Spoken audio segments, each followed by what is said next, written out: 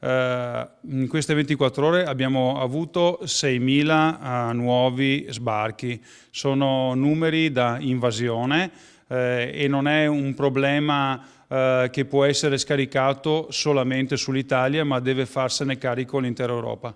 Bitonci questa volta ci va giù pesante a proposito della nuova ondata di profughi, parla di invasione. Questo è il post del sindaco di Padova pubblicato ieri nella sua pagina di Facebook. Noi sindaci, scrive Bitonci, dobbiamo dire basta a questa pazzia dell'accoglienza a tutti i costi.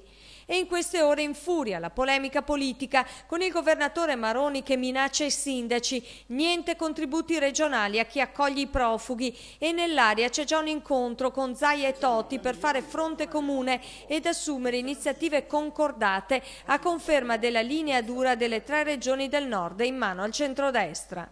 Noi continuiamo a dire di no, lo continuiamo a dire e per fortuna che abbiamo adesso 3 governatori forti che lo dicono e che sosterranno anche le iniziative dei sindaci.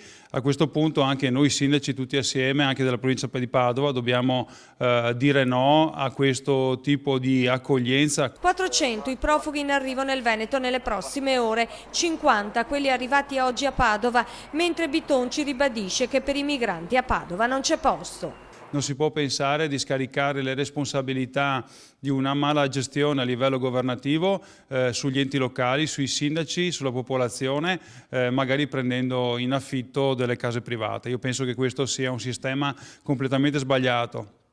Spero che questo serva al governo per andare a battere i pugni a livello europeo, perché l'Italia non può essere lasciata sola in un momento così difficile.